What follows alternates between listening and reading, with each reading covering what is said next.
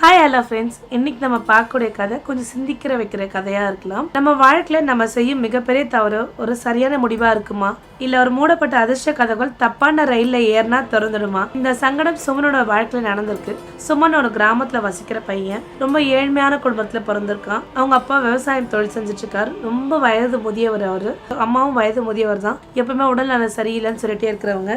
ஒரு தங்கச்சி ஒருத்தே இருக்கா, ராதிகா அவ பேரு. அவ படிச்சுட்டு இருக்கா. ஏனோ 22 வயசு தான் அது. சுமன் வீட்டோட எல்லா சுமையும் சுமன் தோல் மேல ஏறி இருக்கு. அதாவது சொல்லுவாங்க, ஜான் ஏறினா முழம் சறுக்குது அப்படின்னு சொல்லுவாங்க. அதனால ஏதாவது ஒண்ணு பண்ணணும்னு நினைச்சாலே அதுக்கான எதிர்நோக்குற ஒரு போராட்டம் தான் அவனுக்கு ரெடியா இருக்கு. ஒரு விஷயம் நான் ஏதாவது ஒண்ணு ஜெயிக்கணும்னு நினைச்சு வரேன்னா அவனுக்கு முன்னாடி பிரச்சனை முந்திட்டு வந்து நிக்குது. சுமன் தன்னோட வாழ்க்கையில என்ன தப்பு பண்ணா, என்ன தவறு செஞ்சான் அப்படின்றது பார்க்கலாம். சுமனோட வாழ்க்கையில எல்லாமே, அதாவது தலைமுறையாவே வாழ்க்கை முழுவதும் கஷ்டப்பட்டு தான் இருக்காங்க. சுமன் இரவும் பகலுமா படிச்சு கஷ்டப்பட்டு அவனோட இன்டர்மீடியேட்டை பாஸ் பண்றான். பாஸ் பண்ணி முடிச்சது இல்லாம கிளர்க்கு வேலைக்காக இரவு பகலுமா படிக்கிறான். பகல்ல எல்லாம் விவசாய வேலை செய்வான். இரவெல்லாம் விளக்கு வெளிச்சத்துல படிச்சு கிளர்க்கு வேலைக்கு ரெடி ஆகலாம். சரி, கிளர்க்கு வேலைக்கு நல்லபடியா எக்ஸாம் எழுதி பாஸ் பண்றான். அடுத்த நாள் அவனுக்கு வந்து கால் லெட்டர் வருது, நேர்காணல் வருது, இன்டர்வியூ கால் லெட்டர் வருது. சரின்னு என்ன பண்றாங்க, இன்டர்வியூக்காக கிளம்பிட்டு இருக்கான். கிளம்பிட்டு இருக்கும்போது என்ன பண்றான், அம்மா தன்னோட ரொம்ப நாள் முடிஞ்சு வச்ச முந்தாளில் முடிஞ்சு வச்ச ஒரு 200 ரூபாய் தரா. தம்பி, இது ஏதாவது சாப்பிடறதுக்கு வச்சுக்கோப்பா அப்படின்னு சொல்றா. சரிம்மா அப்படின்னு சொல்றான். அப்பா வந்து தான் பையன் இவ்வளவு நாள் வாழ்க்கையில பட்ட கஷ்டம் எல்லாம் வந்து உனக்கு கிடைக்கிற வேலையால போயிடும்பா, அந்த நல்லபடியா அந்த வேலையை வாங்கிட்டு வாப்பா அப்படின்னு சொல்லிட்டு ஒரு கர்வத்தோட அவர் கண்ணுல இருந்து கண்ணீரும் வருது. நம்ம பட்ட துன்பம் எல்லாம் இனி இன்பமா மாறும்பா அப்படின்னு சொல்றாரு. தங்கச்சி ஏனோ சுமனோட ட்ரெஸ் எல்லாம் அயன் பண்ணி பத்திரமா பேக்ல எடுத்து வைக்கிறா. சுமனோட பல நாள் கனவு அந்த அரசாங்க வேலை. ஏன்னா அரசாங்க வேலை மட்டும் தான் நம்ம இந்த கஷ்டத்துல இருந்து மீட்கும். அது மட்டும் இல்லாம நிறைய கடன் இருக்கு அவங்களுக்கு, அந்த கடன்ல இருந்து மீட்கும் அப்படின்னு தெரிஞ்சு அவன் இரவும் பகலமா உழைச்சி இது கிளர்க் எக்ஸாம்க்கு எழுதி பாஸ் பண்ணி முடிச்சிட்டான். இப்போ இன்டர்வியூ கால் லெட்டர் வந்துருச்சு. அவன் டெல்லிக்கு போகணும். அதனால என்ன பண்றான், டிக்கெட்லாம் எடுத்துட்டு இந்த ஊர் வந்து பாத்தீங்க அப்படின்னா பீகார் பக்கத்துல ஒரு பின்தங்கிய கிராமம் ஹரிப்பூர். அவனுக்கு ஊரை விட்டு பெருசா இங்கே வெளியில போய் பழக்கம் கிடையாது சுமனுக்கு. அதனால சுமன் என்ன பண்றான், ஏதோ அம்மா அப்பா விட்டு வந்துட்டான். வரும்போது ஒரு பதற்றம் ஒண்ணு ஏற்படுது. நம்ம ஒழுங்கா போய் சேர்ந்துருவோமா, நம்ம இன்டர்வியூ கிளியர் பண்ணிடுவோமா அப்படின்னு ஒரு பயமும் வந்துட்டு இருக்கு. இதெல்லாம் மனசுக்குள்ளே நினைச்சிட்டு ஒரு டிக்கெட் எடுத்துடுறான் டெல்லிக்கும். டெல்லிக்கு அடுத்து பாத்தீங்கன்னா ஒரு ரயில்வே ஸ்டேஷன் முதல் முறையா வரான். எல்லா இடத்துலயுமே ட்ரெயின் போகுது. எந்த ட்ரெயின் எது ட்ரெயின் போகல, எல்லா பிளாட்ஃபார்ம்ல இருந்து ட்ரெயின் போகுது. உனக்கு ஒரே கன்ஃபியூஷனா இருக்கான். அப்ப அங்க கூலி தொழிலாளி எல்லாம் இருப்பாங்க இல்லையா, அவங்க கிட்ட அங்கிள் இந்த மாதிரி நான் டெல்லி போகணும், எங்க வரும் அப்படின்னு கேட்டோடனே பிளாட்ஃபார்ம் 2ல வரும் அப்படின்னு சொல்றாங்க. சரின்னு சொல்லிட்டு அவன் என்ன பண்ணுவான், பிளாட்ஃபார்ம் 2ல இருந்து போனோடனே ஒரு ட்ரெயின் புறப்படுது. அவன் வந்து போர்டு கூட படிக்காம என்ன நினைக்கிறான், இது டெல்லி ட்ரெயின் நினைச்சு ஏறிடுறான். ஏறி ரொம்ப கூட்டமா இருக்கு, ரொம்ப கஷ்டப்பட்டு ஏறிடுறான். ஏறி நல்லபடியா உட்காந்துன்னு அம்மான்னு நினைச்சு ஒரு பெரும் மூச்சு விடுறான். இப்படியே கொஞ்ச நேரம் போக போக என்ன ஆச்சு அப்படின்னா, கொஞ்ச நேரத்துல எல்லாம் அவனுக்கு ஒரு விண்டோ சீட் கிடைச்சது. நல்லா சந்தோஷமா காத்து அவங்ககிட்ட அப்படியே வேடிக்கை பார்த்துட்டு உட்கார்ந்துட்டு இருக்கான். அப்ப டிடிஆர் வராங்க. இரவு 12 மணி ஆகுது. அப்ப டிடிஆர் கிட்ட வராங்க. வரும்போது அவன் தைரியமா, அவன் டிக்கெட் எடுத்திருக்கான், அதனால தைரியமா டிக்கெட்டை காமிக்கிறான். டிக்கெட்டை பார்த்தா டிடிஆர் அதிர்ச்சி அடையாது. நீ டெல்லிக்கு போற ட்ரெயின்ல ஏறாம ஹவுரா போற ட்ரெயின்ல ஏறன்னு சொன்னேன். அவன் உட்காந்து சுமன் ஒரே அழறான். என்ன சார் சொல்றீங்க, நான் அது டெல்லி ட்ரெயின் தான் சார் சொன்னாங்க. இந்த மாதிரி கூலி தொழிலாளி ஒருத்தர்கிட்ட கேட்டா அவர் இதான் ட்ரெயின் சொன்னாங்க, அதனால தான் சார் ஏறிட்டேன் அப்படின்னு. இல்லப்பா, நீ தப்பா ஏறிட்ட, அவர் ரொம்ப ஸ்ட்ரிக்டான ஆஃபீஸர். அப்புறம் தான் அழுதுட்டே சொல்றான், சார் நாளைக்கு எனக்கு இன்டர்வியூ இருக்கு, இங்க பாருங்க சார் எல்லாத்தையும் காமிக்கிறான். அவர் ரொம்ப ஒரு மாதிரி வருத்தப்படுறாரு. நீ தப்பான ட்ரெயின் ஏறிட்டப்பா, வேற வழியே கிடையாது, நீ இறங்கிடணும் அப்படின்னு சொல்றாரு. சார் என்கிட்ட ட்ரெயின் போற கூட பணம் இல்லை, நான் இருக்கிற பணத்தை தான் டிக்கெட் எடுத்தேன் அப்படின்னு சொல்லிட்டு ரொம்ப தேம்பி அழறான். அழுது ஒரே கஷ்டப்படுறான். அந்த டிடிஆர் பேர் ராம்சிங். தன்னோட வேலைக்கு ரொம்ப கரெக்டா பாப்பாரு. அப்ப அந்த ராம்சிங் சொல்றாரு, என்னோட வேலை நான் கரெக்டா இருப்பேன், நீ அடுத்த ஸ்டேஷன் வந்து உன்னை நான் இறக்கி விட்டுருவேன் அப்படின்னு சொல்றாரு. ஏன்னா கொஞ்ச நேரம்லாம் ஆச்சு, இன்னும் ஒரு மணி நேரம் ஆச்சு. 1 மணிக்கு என்ன பண்றது, ஒரு சின்ன ஸ்டேஷன் வருது, இங்க இறக்கி விடுறாரு. இறக்கி விட்டாலும் சுமனுக்கு பயம் வந்துருச்சு, ரொம்ப அழ வந்துருச்சு. ஏன்னா ஸ்டேஷன்ல யாருமே இல்லை, எதுவுமே ரொம்ப வெறிச்சோடி இருக்கு. தன்னுடைய பாக்கெட்ல இருந்து ஒரு 500 ரூபாய் எடுத்து அடுத்த நாள் பாட்னாக்கு ட்ரெயின் வரும், இந்த ட்ரெயின்ல ஏறி போயிடுப்பா அப்படின்னு சொல்றாரு. ஏன்னா உட்காந்து அந்த ஸ்டேஷன்ல உட்காந்து சுமன் தேம்பி அழறான். ஐயோ, நம்ம கடன் சுமையெல்லாம் போயிடுமே, அம்மா கடன் முடிஞ்சிடும், அப்பா கடன் முடிஞ்சிடும், தங்கச்சி கல்யாணம் பண்ணணும்னு நினைச்சனே, இப்படி ஆயிடுச்சுன்னு சொல்லிட்டு தேம்பி ரொம்ப நேரமா அழுறான். அவன் அழுதுட்டே அப்படி திரும்பி இப்படி பார்க்கும்போது என்ன ஆகுது அப்படின்னா, ஒரு வயதான முதியவர் கீழே இருக்காரு. என்ன ஏதுன்னு பாக்குறான். அவருக்கு வலிப்பு அந்த மாதிரி ஆயிடுச்சு. அப்போ நினைக்கிறான், நம்ம வேலை தான் நம்ம கிடைக்கணும்னு தெரிஞ்சு நம்ம புண்ணியமா சேர்த்துக்கலாம், அந்த வயதானவருக்கு ஏதாவது ஹெல்ப் பண்ணியாதுன்னு சொல்லிட்டு போய் பாக்குறான். கை காலாம் தேய்ச்சி விடுறான். அந்த வயசானவர் டேபிள் மேல எடுத்து வந்து படுக்க வைக்கிறான். அவருக்கு ரொம்ப காய்ச்சல் அடிக்குது. அதாவது ரொம்ப அதிகமான ஜுரம் இருக்கு, ஒண்ணுமே பண்ண முடியல. சுத்தி பத்தி பார்த்தாலும் எந்த கடையுமே நாங்க அந்த ரயில்வே ஸ்டேஷன் ரொம்ப பாழடைஞ்சு வெறிச்சோடி வேற இருக்கு.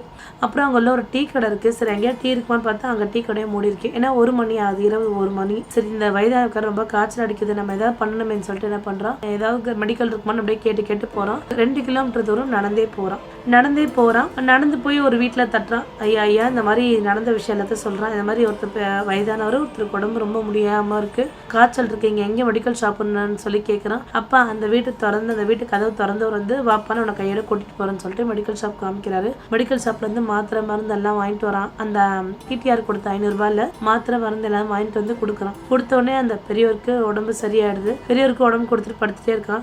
மருந்து மாத்திரை கொடுத்துட்டே இருக்கக்கூடாது. பர்சன் ஒரு விசிட்டிங் கார்டு எடுத்து பார்க்குறான். அவர் பேர் பார்த்தீங்கன்னா சேத் ஷியாம் நிவாஸ் கோயல் அவர் பேரு. அவர் வந்து மிகப்பெரிய தொழிலதிபர். அங்க ஒரு ஃபோன் நம்பரும் இருக்கு. அந்த ஃபோன் நம்பருக்கு ஏதாவது இன்ஃபார்ம் பண்ணலான்னு போய் பார்க்குறான். திருப்பி தேடி பார்க்குறான். திருப்பி கிடையாதுன்னு வந்துடுறான். ஏன்னா அவன் நினைச்சிருந்தா அந்த பர்ஸ்ல நிறைய பணம் இருந்தது, அதை எடுத்துட்டு ஓடி இருக்கலாம். இருந்தா அவன் அதை செய்யாம அவருக்கு மனிதாபிமானத்துல அவருக்கு உதவி பண்ணணும்னு சொல்லிட்டு மெடிக்கல் ஷாப்ல இருந்து போய் மருந்து மாத்திரை எல்லாம் வாங்கிட்டு வந்து கொடுக்குறான். இரவு முழுதும் அவர் பக்கத்துலயே இருக்கான். தொட்டு பார்க்குறான். ஜுரம் அடிக்குதான் தொட்டு பார்க்குறான்.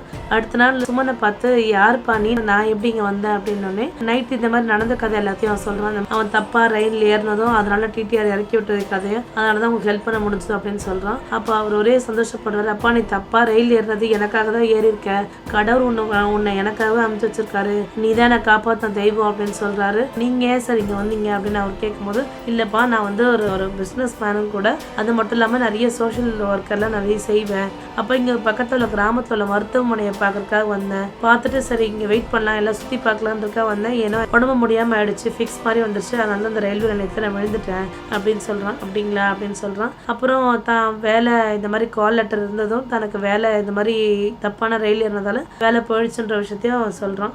பெரிய சொகுசு கார் ஒன்று ரயில்வே ஸ்டேஷன்ல வருது. ரயில்வே ஸ்டேஷன் வந்து இவங்களோட ஒர்க்கர்ஸ் எல்லாருமே தேடுறாங்க. இவரை தேடி கண்டுபிடிச்சிட்டே சார் நம்ம போகலாம் அப்படின்னு சொல்லிட்டு ஒர்க்கர்ஸ் எல்லாம் கூப்பிடுறாங்க. இல்ல நான் சுமன் கிட்ட கொஞ்சம் பேசினேன். சுமன் கிட்ட எல்லாமே தெளிவாக கேட்கறாரு. என்ன வேலை, ஏதோ வேலைன்னு சொல்லி, என்னப்பா வேலைன்னா, இல்ல சார் நான் கிளர்க்கு வேலை படிச்சுட்டேன், கிளர்க்கு வேலைக்காக செலக்ட் ஆயிட்டேன், நேர்காணலுக்கு போகும்போது அந்த மாதிரி ட்ரெயினை மாறி ஏறிட்டேன், அப்படி மாறி ஏறதுனால தான் உங்களை காப்பாற்ற முடிஞ்சது சார் அப்படின்னு சொல்றான். சரிப்பா ஒன்றும் பிரச்சனை இல்லை இருப்பா அப்படின்னு சொல்லிட்டு என்ன பண்றான், தன்னோட ஒர்க்கர்ஸ் தன்னோட மேனேஜரை லைன்ல கூப்பிடுறான். கிளர்க் போஸ்ட் இன்சார்ஜ் யார் அப்படின்னு கேட்க சொல்றான். கேட்டு எனக்கு 10 நிமிஷத்துல கூப்பிடுங்க அப்படின்னு 10 நிமிஷத்துலயே ரயில்வே ரெக்ரூட்மெண்ட் போர்ட் சேர்மன் பேசுறாரு. ரயில்வே ரெக்ரூட்மெண்ட் போர்ட் சேர்மன் கிட்டே பேசுறாரு. இந்த மாதிரி சுமன் ஒருத்தர் ஒரு கிளர்க் போஸ்ட்காக செலக்ட் ஆயிருக்கான் இல்லையா சார், அவன் மாதிரி தப்பா ட்ரெயிலர் ஏட்டா அவன் தான் எனக்கு காப்பாத்தினா, இன்னைக்கு நான் உயிரோடு இருக்கவே அவன் தான் காரணம். ஏன்னா சேர்மனை பேச விடாம இவரே தொடர்ந்து பேசிட்டு இருக்காரு. நீங்க நடத்த 30 நிமிஷம் இன்டர்வியூல ஒரு பெரிய விஷயத்தை எதையும் சாதிச்சிட முடியாது சார். இந்த மாதிரி தங்கமான ஒரு ஒர்க்கர் உங்களுக்கு கிடைக்கவே மாட்டாங்க.